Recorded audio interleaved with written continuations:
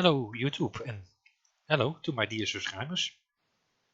A new video from Kaida, and today is going to be a kind of special video. It's going to be my review for Persona 5 for the PlayStation 4. And let's start at first that this review is not gonna contain any spoilers. I will talk about the game, of course, but this game, as many other games, deserves you play it without any pre-knowledge. That's especially for Persona games. That's so definitely true. The less you know about the game, the more you will enjoy the story and the characters and everything the game has to offer. So, for the complete spoiler-free, it's a great game, and that's the complete spoiler-free review. And from now on, I'll just talk a little bit about general general talk about the game, and did I like it or not. First, I gotta say, it took me 161 hours to complete Persona 5, so it definitely was worth the money. I bought just the standard first day edition, the one with the metal case. I did not buy the special edition, and I watched the content of the special edition, and it really looks great. I must say, it was 40 euros more expensive than the base game, but you get a school bag and the cat animal and some more stuff, probably an art book or something. But as my budget is not very high, I try to buy 2 or 3 games each month. So if I had bought the special edition, I wouldn't be able to buy Mass Effect Andromeda. And well, Mass Effect Andromeda wasn't so special as I hoped it would be. But yeah, so I only got the metal case edition of Persona 5. And yeah, it took me 161 hours to complete it. The time is including smoking breaks, going to the bathroom, all that stuff. So pure gameplay, it should be probably 140 or something, at least in my pace. And yeah, it's a great evolution of Persona games.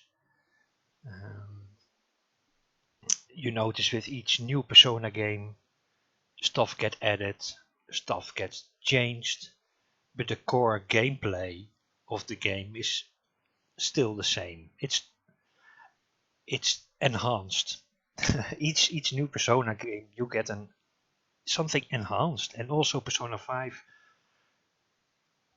does this very well. It stays true to its core, but enhances it again in a very good way. And that's what I like about Persona and Atlus. It stays true to the core, instead of some popular Square Enix game series that absolutely did not stay to this true to its core. That series, it started with ATB, and now it's full real time. And I think you know the series I'm talking about, the Final Fantasy. And Final Fantasy was always about white mages, black mages, that kind of stuff. But gradually it changed into Paragon shifts and whatnot in 13. And I have not even bought 15. I'm waiting until it's somewhere cheap in the garbage bin for 10 euros or something. Then maybe I'll give 15 a try. But it's nothing like the old Final Fantasy games, of course. So Atlus choose to go another route and to stay true to its core. And yeah, Persona 5 is the good evolution of Persona 4. It offers so much more story. I think the amount of story and speech and dialogue in Persona 5 is more than Persona 3 and 4 combined. There is sometimes maybe a bit too much story, to my opinion, but it's not bad. Um, Somewhere halfway there in the game, I was like, oh my god, let me just do do another dungeon. But sometimes you are in story mode, and sometimes you are in dungeon crawling mode. It's just which date you are on the calendar.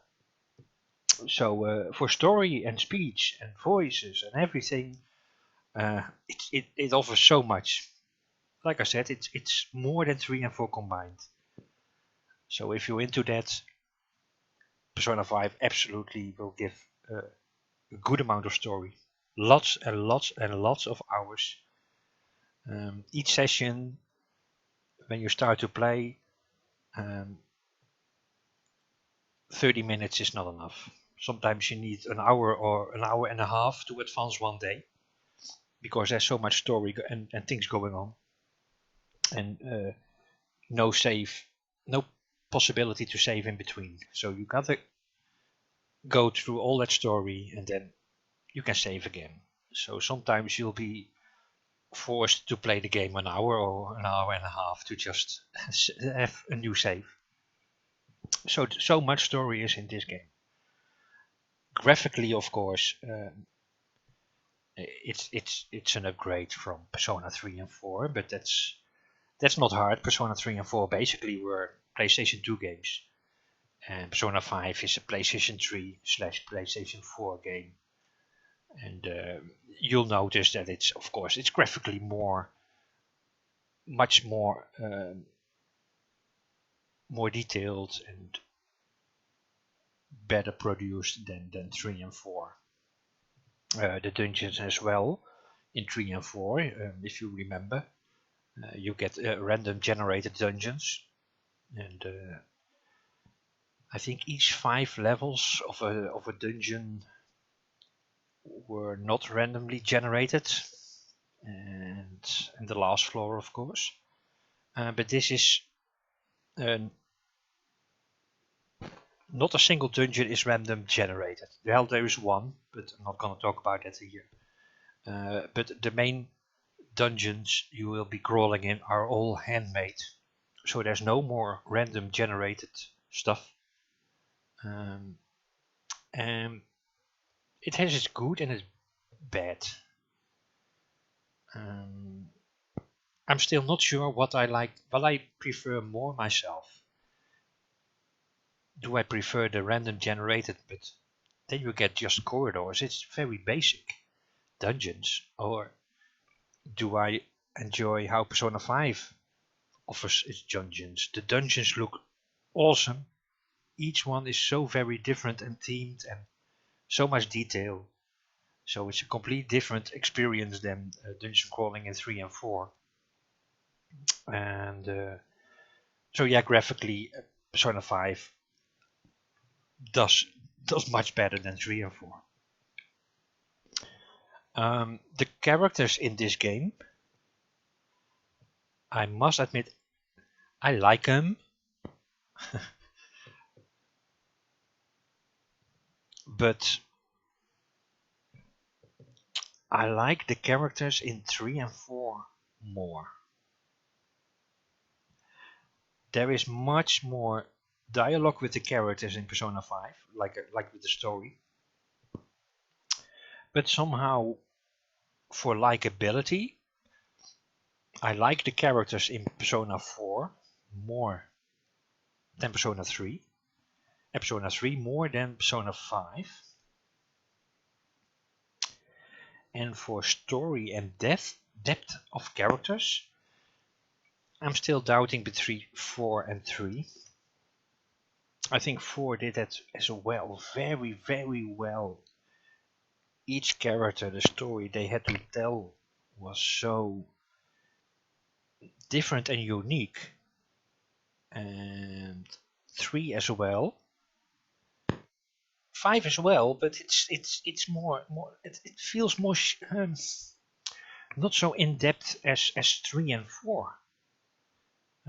But the characters are not. Don't get me wrong, the characters are not bad. I mean, there are some characters that are really awesome. But if you have played Persona 4 and you're playing Persona 5,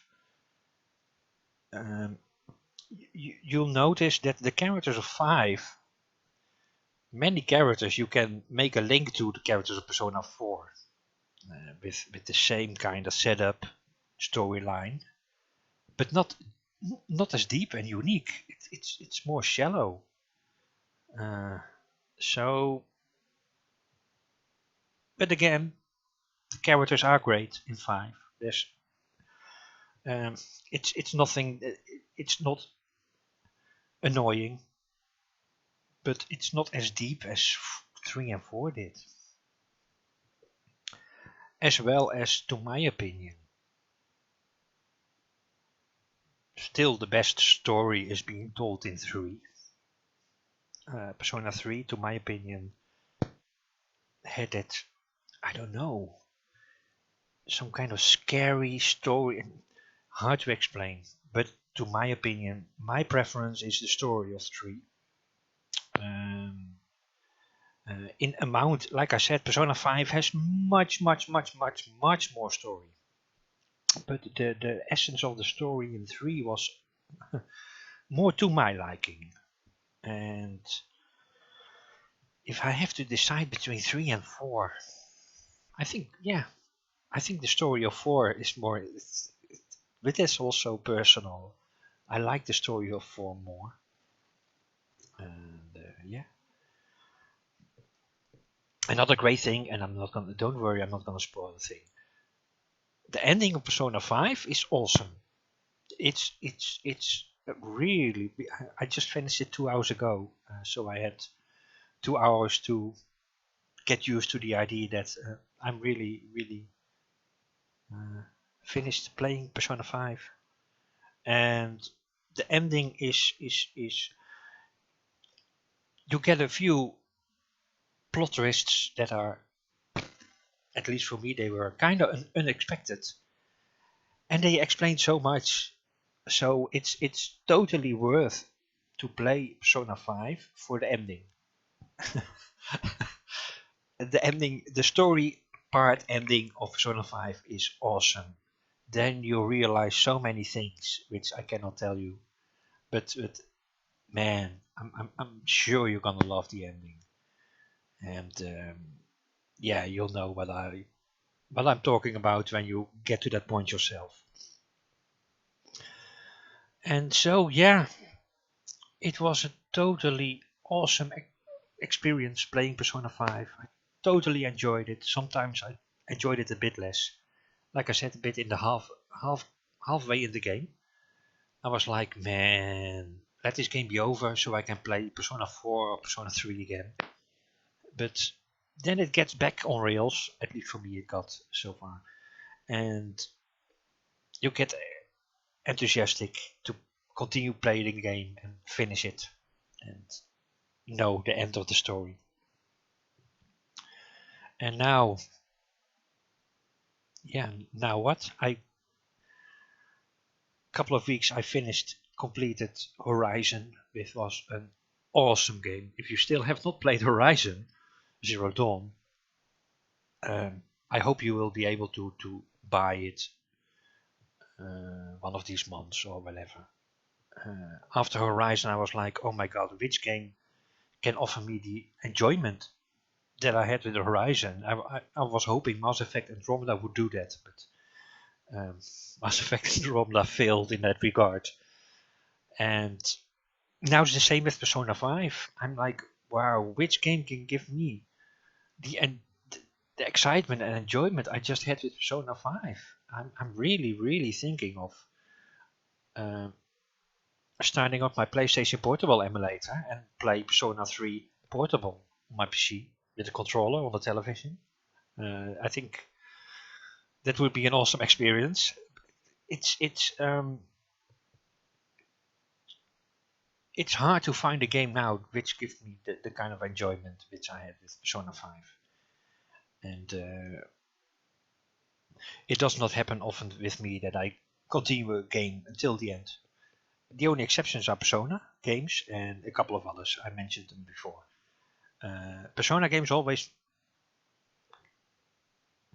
give me the strength and the conviction to play the game and continue it till the end.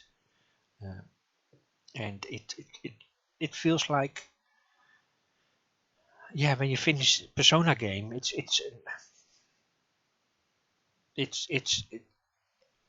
not that I'm crying, but it's emotional. It's like, yeah, it's where you conversate with the team members in the game and the story so much for so many hours. It really feels like you're leaving them behind, and that Persona 5 really does that as well. Very great.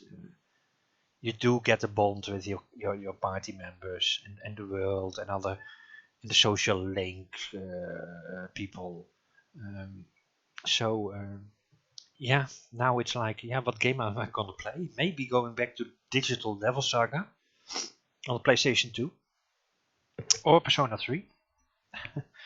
I at this moment I'm not willing to let the great turn-based battle system of Persona go. It's my favorite turn-based battle system. It's just my favorite. It's so much to offer. Something more about the battle system, by the way. In Persona 3 and 4 you have physical, you have ice, fire, lightning, and another one, wind. And so in a party of 4, you always, at least for me, I always make sure that one does ice, one does wind, one does fire, and one does lightning, so you can find the weakness of an enemy very, very quickly. Persona 5 added 2 more elements and guns. So some monsters are also could be weak to gunfire instead of melee, or to psionic attacks, or to nuclear attacks. So that increases the amount of strength and weaknesses to 8, because melee is also could be a weakness, but that doesn't happen often. So now you have 8 kind of elements or strength weaknesses, and so it takes a bit longer to find what weakness is a monster or does a monster have. And as you only have 3 other party members which each one do 1 element, 50% of the battles your party members will not have the correct element to weaken an enemy. So your main character will be doing most weakness exploiting is mostly done by the main character. So the draw on his spell points is the highest. But I never had any problem with it. If you play this game, if you conserve your spell points correctly, it should not be any problem. And at one point in the game you can buy an item that replenishes your spell points each turn. And with that item, I never took it off. To my opinion, replenishing my SP each turn is much better than a ring of +3 magic or +3 strength. I wanna, especially your main character is using so much SP. That item is really not necessary, but yeah, for me it is. So once you have that item, you find lots of other amulets and rings and stuff, but I always keep my spell replenishing amulet equipped. So all the other stuff I found I never use because I want spell points. Which is kind of good, but also a shame because, I was never able to use a ring of strength or a ring of whatever. And so yeah, the battle system with the more strengths and weaknesses is a little bit more complicated, not, but it takes longer to find a weakness of a monster. But once you find it, you can like 3 and 4 scan a monster, and it will give you the information of which elements you checked and which elements prove to be weak or strong against some kind of monster. I think that's more enough of Persona 5 talk for now. If you're still listening, thank you. And I hope you liked it a little bit. Like I said, I can understand Atlus saying we do not want this game to be streamed. In one way I can understand it, another way, yeah. This game does not deserve anything spoiled, so yeah. But enough about streaming. That topic has been talked about lots and lots. Thank you for watching, guys, and leave a comment. Are you still playing Persona 5? And are you enjoying it? How do you feel? Does it compare to 3 and 4? If you play those other two, would be interesting reading what your thoughts are, and you'll sure see me another time, or at least hear me. Bye bye from Karna.